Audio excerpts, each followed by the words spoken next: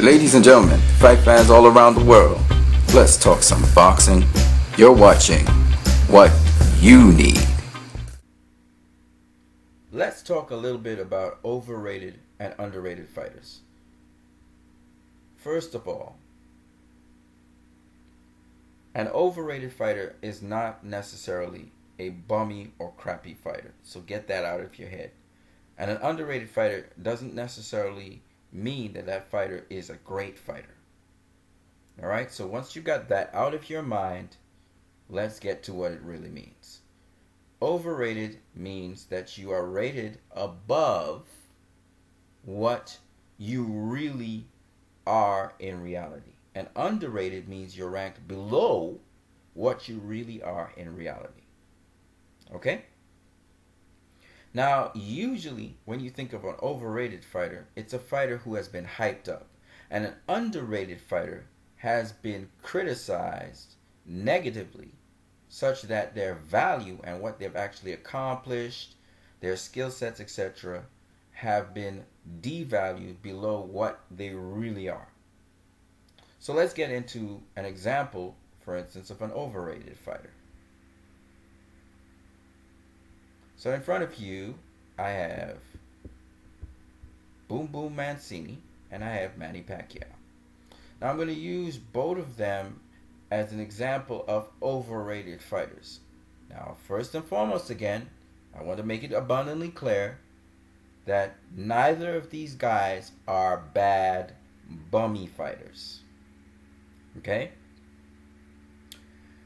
But they have been overrated. And what do I mean by they have been overrated?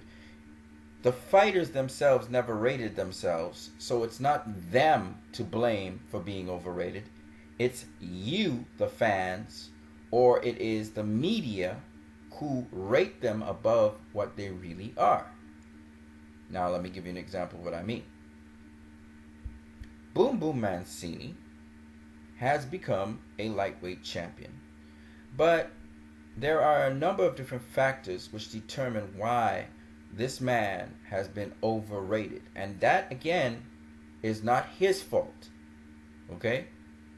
It's the fault of fans and media that rate him above what he really was. Now, he did beat Jose Luis Ramirez, a great fighter. But he lost to Alexis Arguello. He lost to Greg Hogan. You know, he lost to a lot of elite fighters he shouldn't have lost to. He did become lightweight champion of the world, but he didn't really beat any elite fighters of his time. Okay, besides Jose Luis Ramirez. However, because of hype behind him, he's actually entered into the Boxing Hall of Fame. Now, why is that so? Why do fighters who are overrated become overrated? Because of the hype. And the hype comes from sensationalism, from their performances in the ring. No one actually considers the level of opposition they're facing, but just the way how they beat their opponents. And the thing about Boom Boom Ray Mancini was he was an action-packed fighter who brought knockouts in the ring. He had devastating knockout power, it seems at least, against opposition that not necessarily was the highest class opposition. Okay? However, he had beaten a number of undefeated fighters with great records. So you can't say that he was, not deserving as a world champion to be a world champion. He absolutely was. But the way how he got into the Boxing Hall of Fame, that he was sensationalized during his time because he got these great knockouts. He was an action-packed fighter and had a fan-friendly style. Put him above other fighters who had much greater accomplishments, who probably should have gone into the Boxing Hall of Fame before he did. But it is what it is. Now, why I say this is because overrated fighters are usually overrated because they have been sensationalized, okay, based on their performances, not necessarily against the best competition out there, the most elite competition out there, but just the manner in which they do it. And I'm going to tell you, almost every boxing fan likes an aggressive, killer-like Terminator in the ring. They like to see people blow through guys, knock them out, get them out of there. And that was Boom Boom Ray Mancini for a certain period of time, though it was a short period of time. Now, in terms of Manny Pacquiao, the same iconic thing. People think of Jack Dempsey, they think of a killer in the ring. People love action-packed fighters who can knock out their opponents. I'm not saying that Jack Dempsey was overrated, but I'm saying when you think of Manny Pacquiao, people have this image of him, of a killer, the Tasmanian devil, throwing a million punches and getting you out of there with an assault like a machine gun, okay? And that image of Manny Pacquiao is still in people's minds up to the present time, even though the reality is that Manny Pacquiao is actually a brilliant counterpuncher who will throw punches to get you to respond, open up, and then counter you. He's actually smarter than people give him credit for, and he's underrated in terms of his intelligence in the ring.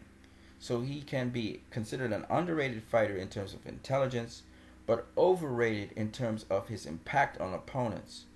Also, Manny Pacquiao did much better against opponents coming to him than opponents that circle in the ring and move away from him. Not saying that Chris Algieri, he didn't do excellently against Chris Algieri, but generally speaking, against a decent boxer type who boxes them, he has some problems, though he's a good boxer himself. Now, why I say this is because a lot of times the hype behind a fighter has to do with another fighter as well, or in comparison to other fighters. So for instance, Manny Pacquiao, he was overhyped when considering against Floyd Mayweather. And the fight itself was overhyped, as people turned out to be disappointed. They thought it was going to be an all-out war. They thought Manny Pacquiao was going to mow through Floyd Mayweather and knock him out. And people still believe to this day, to some degree, that if Manny Pacquiao fought Floyd Mayweather back in 2009 or 2010, he would mow through Floyd Mayweather, which styles make fights, and Floyd Mayweather's style is just difficult for a fighter who's coming to him. Okay, it's just the way it is. But anyway, he's overrated in that regard. Now, interestingly enough, some of his fans and some of the people in the media, after he lost, or he had one or two losses, or even when he lost to Floyd Mayweather, they started to do the opposite of what they were doing. Instead of hyping him up, now they were trying to cut him down. And so he became an underrated fighter to some degree in some people's minds. And in reality, Manny Pacquiao is a brilliant fighter. For his height and size, you have to understand he's a short, compact fighter. He's not supposed to land punches on his opponents who are longer and can use the jab. But Manny Pacquiao is brilliant at countering a jab. Okay? And once he's within range, which is mid-range to outside, he can counter the jab. It just so happens with Floyd used pivots, and he had a very good defense, and he used the straight right, and just many other things he was using that offsetted Manny Pacquiao, so he couldn't really mount the offense he would like to have done. Now, having said that, I want to say, how can you determine in reality what a fighter is and separate that from the hype behind them, or separate it from the negative criticism of them? Well, the best way to know who a fighter is and what a fighter is to look at his record, the level of opposition he's faced. Not only that, but also to look at his actual fights. And you don't listen to the commentators, because commentators are very biased at times. You watch and judge, because you can watch a fighter for a couple minutes and tell who's winning a fight, and also which fighter is actually in control of a fight. You can actually tell that, even if you don't have great fighting experience. I watch film on fighters. That's why I like to watch fights, because what happens is when you watch a fight, it actually tells you more truth about a fighter. You know, I've been looking at some legendary fighters, and I realized, I look at the fights and I'm like, wait a minute. This here is myth and this is reality about a fighter. So you have to understand those things. in the legend of a fighter, for instance, the legend of Manny Pacquiao and Floyd Mayweather is going to get blown out of proportion within the next 20 to 30 years, just like all the legends before us. And you must be able to separate reality from myth. That's the truth of the matter. Okay? A lot of myths come because of sensationalism, and over time, these myths blow up, and fighters get hyped up more than they really are. So just remember that. Especially fighters who bring excitement to the ring, they're hyped up more than they really are. Okay?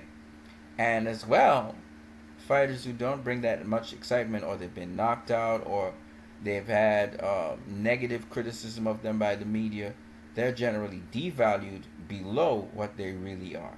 So remember that when you're looking at fighters and fights. All right. So you guys have a great one.